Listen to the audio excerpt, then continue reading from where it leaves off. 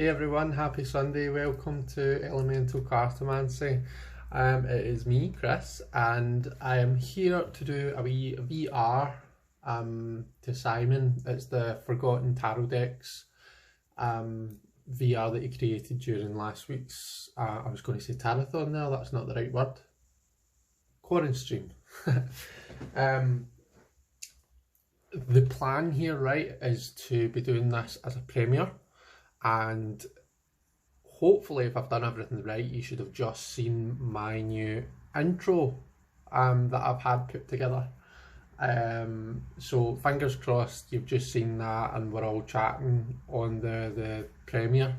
And you can let me know in the comments how that what you think of my new intro. So that was put together for me by Joe, the tarot guy. Who is still doing that kind of stuff, and he also designed my I designed a new logo, and he kind of made it good, made it proper, and put it together for me and stuff.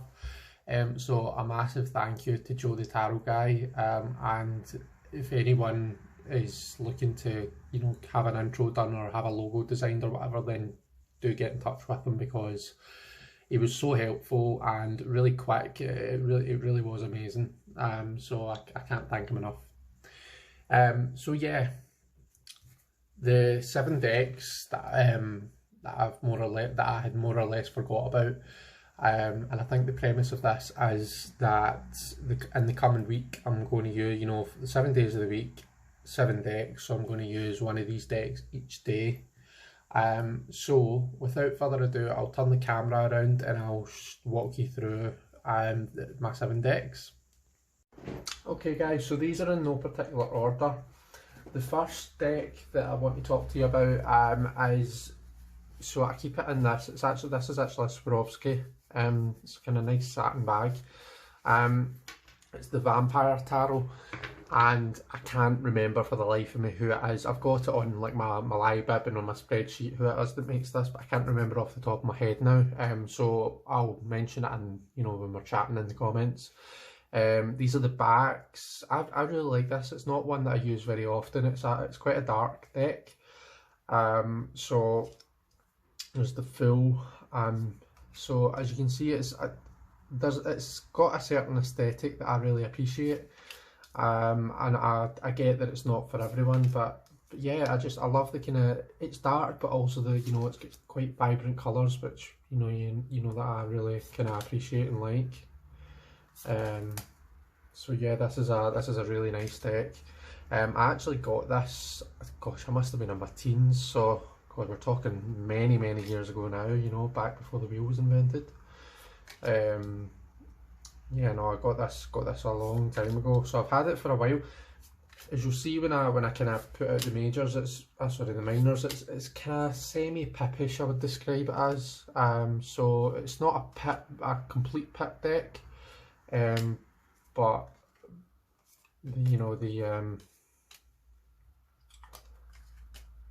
it's not like, I wouldn't say it's scenic, or for the most part it's not. So here we've got the Ace of Wands. So you're kind of getting, I mean, to me it's quite pippish, but you've got these kind of picture frames, and that does appear to be like a theme when we go through the wands, 9,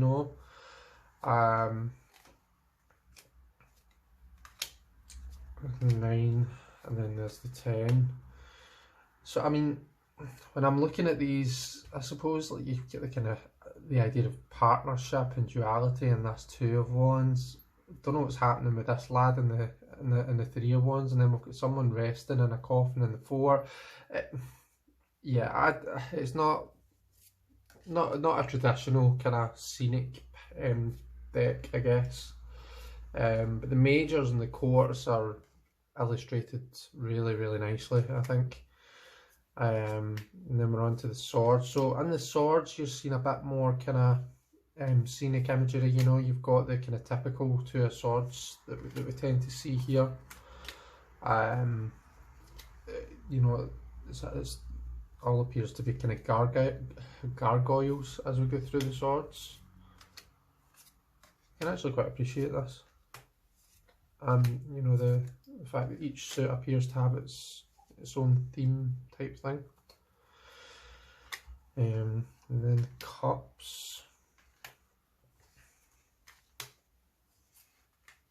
So you know, they're not quite pit, but they're not quite scenic. You've got just enough.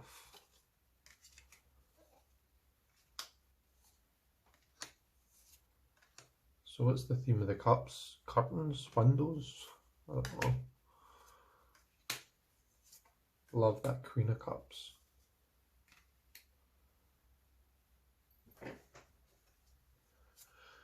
Okay, and on to the Pentacles.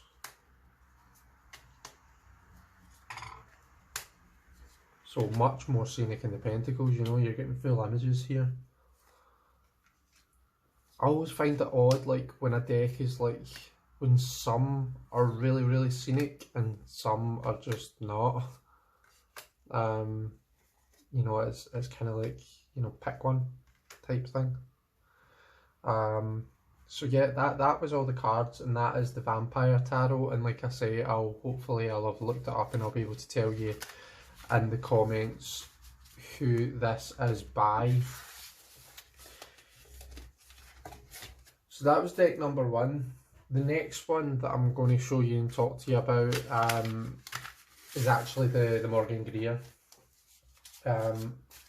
This is one that I really don't use at all, if I'm honest. I mean, I'll maybe pick it up every now and again. Again, this is one that I got years and years ago, so I couldn't even tell you how old this copy is. You know, I know with Morgan Greer there's like some that are really kind of vintage and some that aren't. I'm not really sure what mine's is. But yeah, I suppose everybody's kind of seen these images, and they're quite very, very similar to the RWS. Sorry, these are the backs. The backs had to grow on me, to be fair, especially back when I was younger, because I don't know, when I was younger I seemed to have had I had like a bit of a thing for the backs had to be reversible, whereas I'm not quite as precious about it now. But yeah, quite standard RWS. They're close enough where you can, you know, if you know the RWS, then you can read with this deck. But they're different enough to still be interesting, you know. This might have been my first borderless deck, which I really appreciate. I still do appreciate borderless, but at the time I really particularly appreciated it. This Devil's quite different from what we usually see in the RWS. Moon card's really nice. The Lovers is kind of different as well. I suppose you still get the idea of Adam and Eve in the garden, but yeah, it's quite different. So, got the Wands, and you know, so far all very much Rider-Waite-Smith. It's like, kind of like someone's took the Rider-Waite-Smith and zoomed in. You know, when you look at this and this. And even that, you know, it's like a zoomed in Rider-Waite-Smith essentially, isn't it? 7, 8. Now, there's some of the 9s in this deck that, it's not that I don't like them, but I feel as though they're quite easily confused with other cards. So see that 9 of Wands, to me, I know that it's got the number on it, don't get me wrong, but it looks very 6 of Wands-y, you know? I could quite easily read that as the 6 of Wands. And I think the Swords does something similar. We'll see when we come to it. So the Swords, Ace, 2, stunning 3 of Swords. I'm not really usually massive on, you know, Swords, 3 of Swords cards with a heart and the Swords piercing it, but you know, as far as those cards do go, I do really kind of like this one. I think it's really well done. 6, 7, so there you've got the 8, which is quite standard, and then the 9. Now to me that 9 looks like it really should be an 8, and I know that you get the idea of having the swords up above, but then just with the rope around the hands, I don't know, it just feels more 8 of Wandsy than 9 of Wandsy to me. Queen and the King. Cups.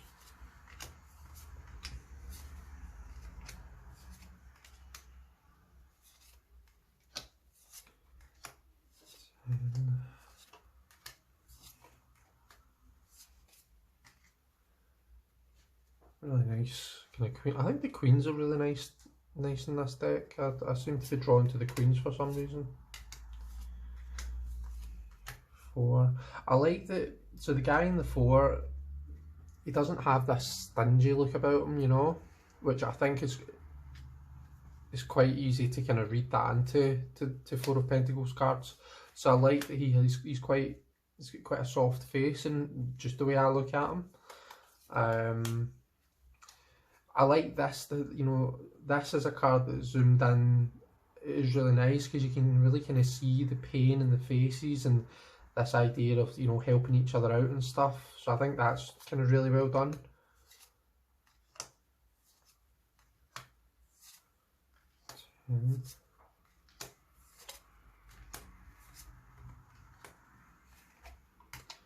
So that is the Morgan Greer.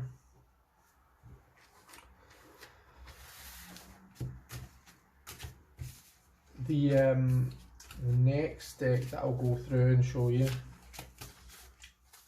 So this is one of my Ciro Marchetti, is that how we pronounce it? It's one of Ciro's decks.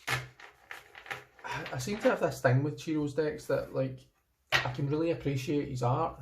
As an artist, I think he's an absolute genius.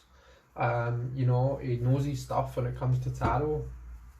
He's, you know, the symbolism is on point and everything. But just for me personally, I don't really tend to be able to read very well with these decks. I don't really know why that is. Strange. So this is the Tarot of Dreams, and I can actually show you the box for this one. So this is the box that it comes in, and it comes with a really good book. This deck, in terms of like the symbolism and stuff, I think it's a really well done deck.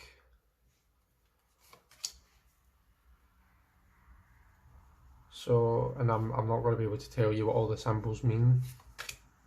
But when it comes to the minors, they kind of, you know, the Thoth system where it's like, you know, Mars is in Aries or whatever way about it is and stuff like that. You know, it's got all the symbolism on the card for that. These cards are, as you can see with how many I'm able to fit in, these are a bit bigger than your, you know, your standard tarot size. Doesn't help that it's a black card on a black card, doesn't really, but yeah. Broader and taller than your standard. There's also a number of extra cards in this deck. So there's an extra court in each suit, and there is an extra cards kind of, I don't even know if you would put it into the major. I don't even know if it's meant to be a card that's red, but we'll come to it. I think I've got it sitting at the end. Stunning death card. I love the use of like snakes to mean transformation and change because of the, you know, the idea of the shedding of the skin. I really appreciate that. And as a snake keeper, I'm not really a big fan of when people use snakes to mean like you know, sneakiness and evil. I'm really not big on that. I mean, stunning imagery in the cards, you know. It's really well done. I mean, it could be more inclusive, I guess. I think you could probably say that for quite a lot of these types of decks. So it's this kind of, is that photographic? It's not photographic, no, digital art maybe? Is that what you would call it? So this is the first extra, so it's the palace. Each court has a page, knight, a queen, a king and a palace. So that's quite interesting. So this is, I think that kind of speaks to like the environment where it all happens, you know. So like in terms of the wands, it's like kind of passion, creativity and you know, purpose in life and stuff. And so the Palace of Wands would be the kind of environment, the place where all that happens. So for some people, you know, if you feel like your raison d'etre, your purpose in life is your job, then your Palace of Wands might be your workplace. Some people might feel that the reason they're here, like, you know, they're really kind of, they're parents and that's their main thing in their life, so maybe it's like the home, or maybe just anywhere where they can be with their family, you know. Yeah, sorry, so that was the cups we went through there, and now I'm onto the sword. Sorry, that was the swords, and now we're onto the cups. I'm kind of thrown because the cups are yellow and the swords are blue. I'm used to water being blue and air being yellow, but I know that it's not universal.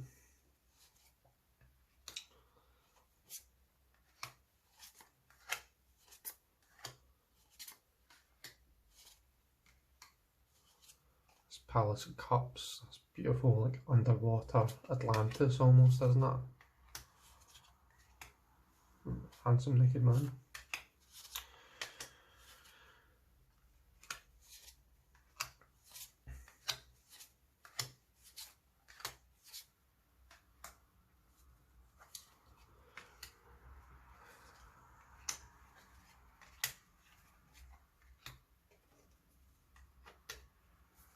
And there's the extra card at the end. It's the Tree of Life.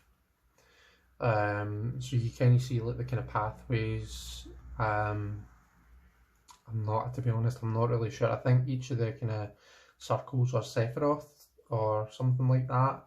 So you can see it's kind of like 1 or ace, 2 is king, 3 is queen, etc, etc.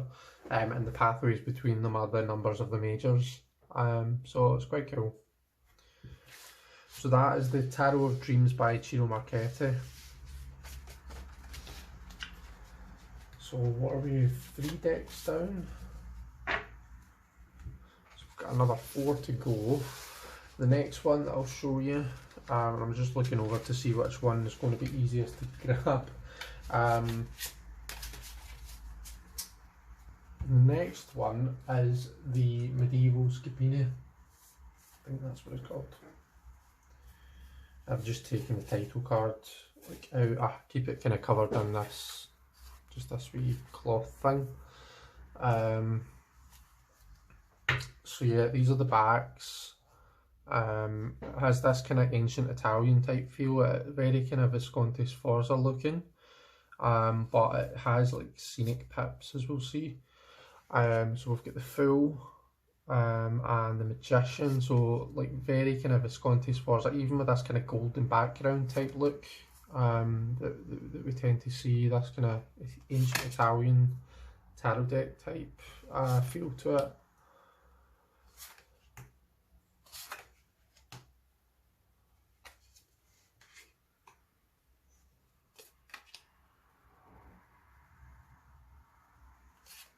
We've got a Popess and a Pope in this deck as well, as you can see.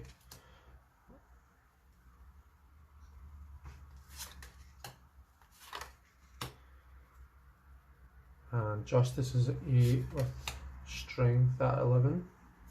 I love this Death card. That Death card is really kind of just a skeleton which appears to be doing a really flamboyant dance. The Hanged Man, his hair's hanging down.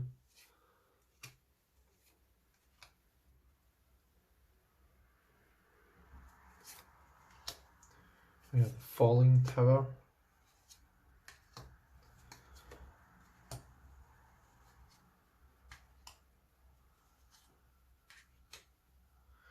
So the Ace of Wands. So the Ace of Wands isn't titled, but like each of the numbered pips are. So we've got this kind of a lot of imagery in there, you know, a lot of, I don't know if you what you call it, symbolism or just images, and the you know, on the wand and at the bottom it's on fire, you know, there's a lot to pull from. 2, 3.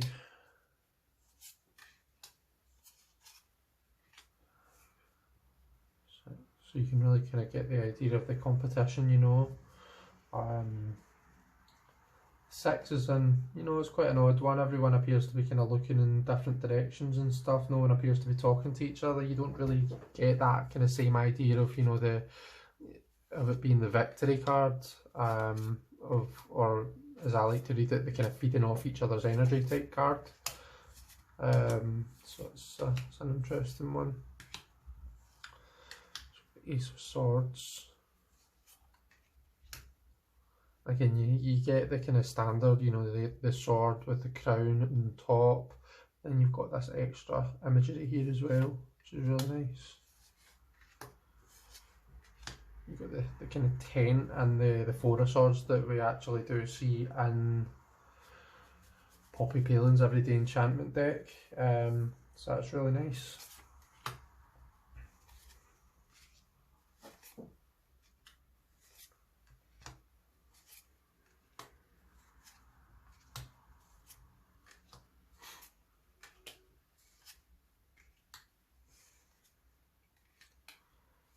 Cups.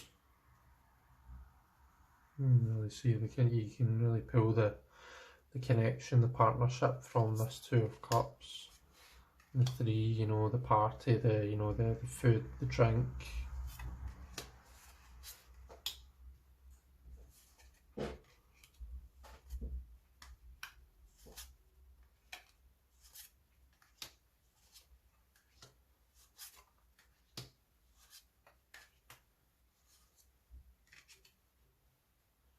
And then last but not least, we've got the Pentacles.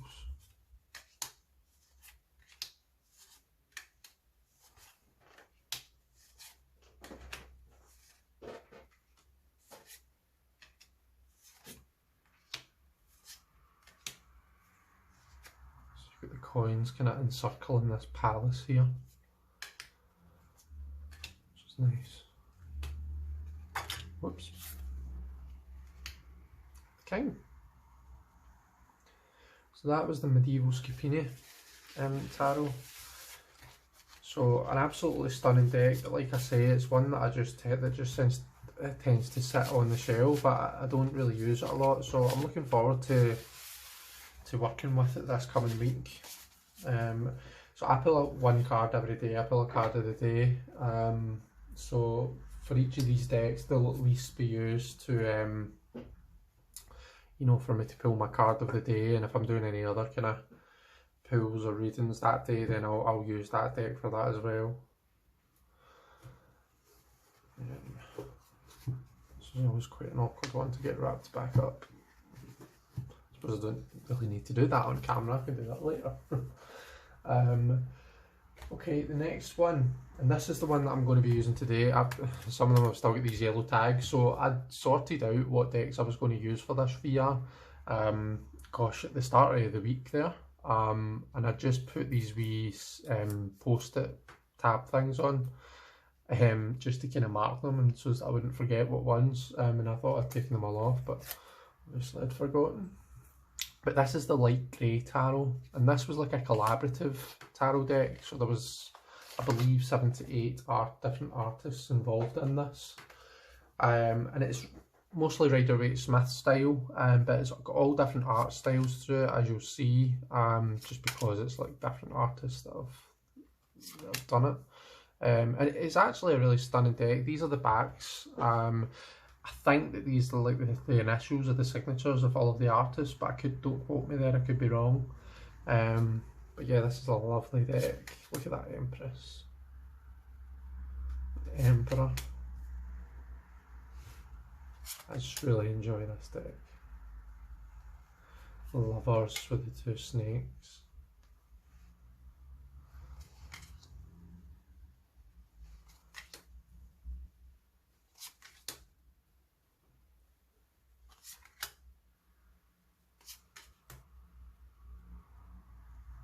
Justice. So Justice appears to be blinded by the scales, you know.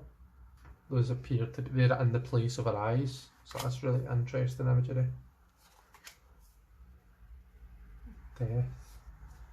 Death seems to have a hazmat suit on. That will come in handy in these days, won't it?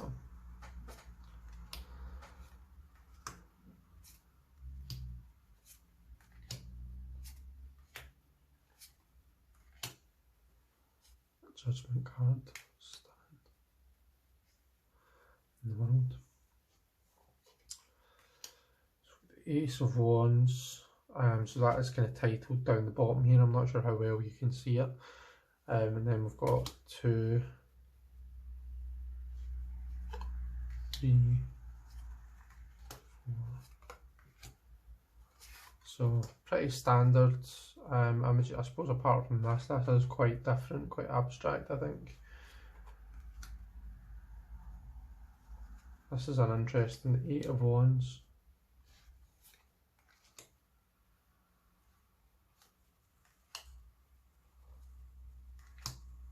So see what I mean? So this 9 is like photographic, whereas a lot of the art that we've seen so far, I suppose the 2 as well, has been kind of drawn.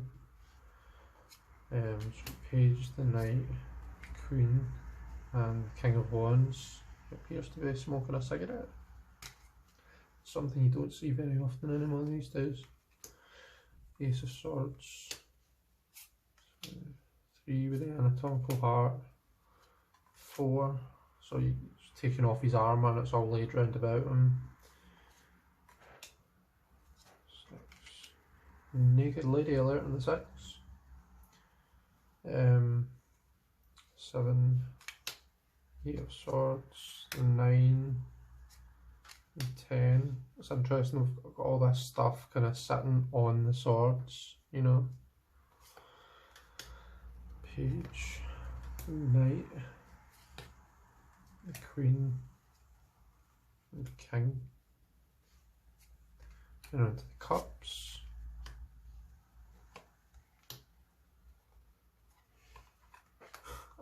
This image makes me laugh. It just looks as though they're gossiping, so it does. And I'm partial to a wee bit of gossip myself. Just a wee bit.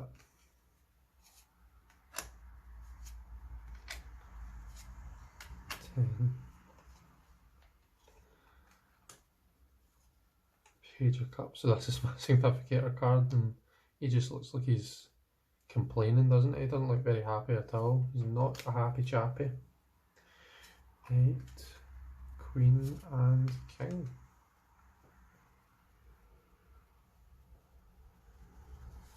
King of Cups is really nice. Now we're on to the Pentacles. I really love the kind of, you know, the yin yang feels that you get from this card. 3 of Pentacles is an odd one, you know, it's quite difficult to see. In fact, I'm going to hold it closer.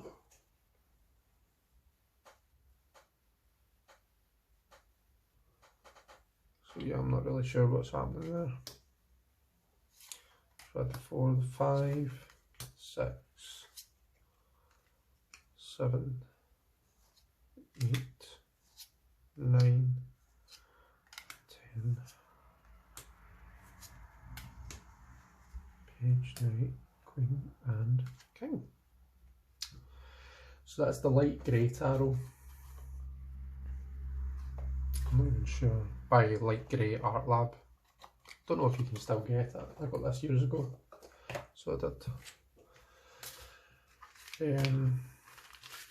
So we'll just round these up. That's the thing, you spend all that time putting these in order for this, and then they just all get bunched together. I suppose that's because it saves me the effort of having to like shuffle them, like spend ages shuffling them to make sure they're randomised, because you know I'm a bit pedantic about that. Yeah, the light grey tarot. So the last one, last but not least, just take a sip of tea actually. It's the Vinci Enigma tarot. And again, this is one that I'm not taking the tab off. So this is a tarot deck that was put together from Leonardo da Vinci's artwork. I don't know enough about Leonardo da Vinci's artwork, to be fair. I need to find out more to be able to properly like kind of walk through and comment on this deck. The book is really good. Like, so much information in this. How many pages are there? 144 pages. You've got spreads. You've got, you know, a really kind of full page kind of outline of all the cards. You know, you've got background. So I think this is like the kind of link between the card and the image that's been chosen. We get a quote. We get a soul code, upright, reversed, and disconnected. So really interesting. And do we get the same thing for the majors? So we get a 2 pages for each major. So we get some questions, some stuff to think about. This appears to be a quote here, and then background, so good, upright, reverse, disconnected. So we do get the same thing, but just in more detail for the majors. And then before it talks about the cards, we get a load of kind of information, how to use the cards, and then like kind of elements, power of nature, and then it kind of links up because some of the majors are changed. We'll see as we go through it. So yeah, this is a really kind of good, well thought out book in my opinion. So this is a deck where the backs aren't all exactly the same, and the reason is because you can actually link these up and put them together to make a big massive kind of, don't know if you want to see jigsaw, but like there's a big massive kind of image that you make. There's actually an extra card that comes with the deck that shows you the image. So let me just move some of this out of the way. The cards are a bit bigger than standard tarot, I think. About the same height, but a bit broader.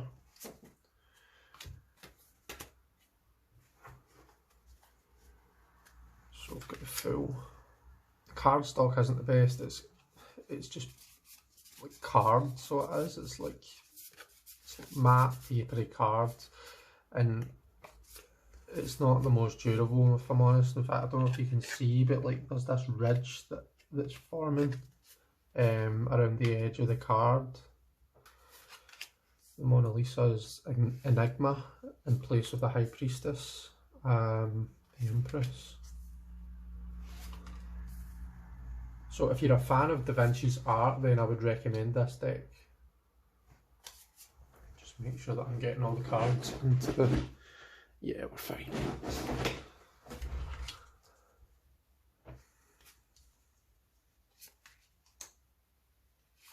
Strength at number 8. Time instead of the Wheel of Fortune, which is nice actually. I do appreciate that. I do like that, because sometimes the Wheel of Fortune is there to tell you, you know, you just need to give it time. All things in their own time type thing. We've got experience instead of judgment. Passover instead of the Hanged Man.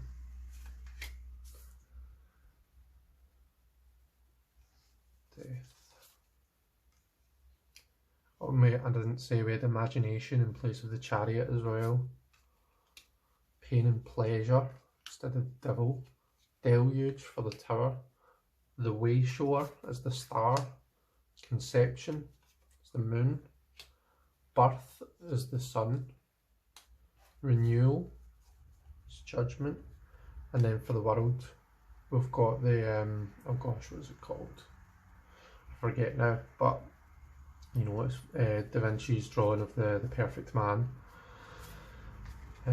So the suits are the elements, so we've got fire, and we do have keywords in this deck. So we've got the Ace of Fire, and the keyword is just its element is fire. The 2 of Fire is direction. The 3 is matrix. The 4 is celebration. 5 of Fire is struggle. The 6 of Fire is victory.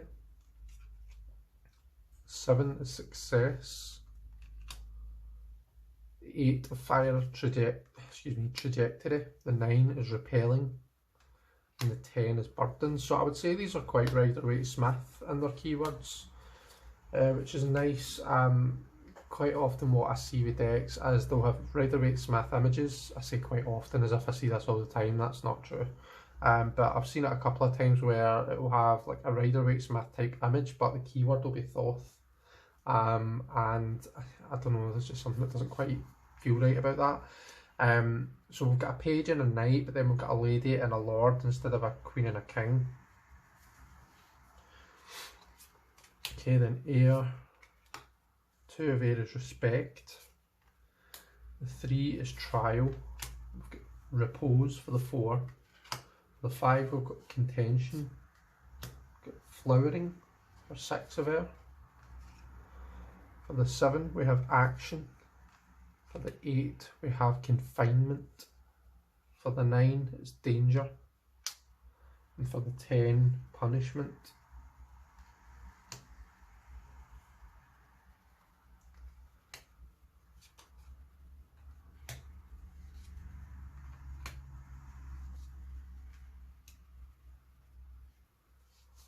Okay, so Ace of Water. 2 of Water is union. 3 is conjunction. 4 of Water, disappointment. 5 is unwinding. Unwinding or unwinding? I'm going to go with unwinding. 6 is memory. The 7, illusion.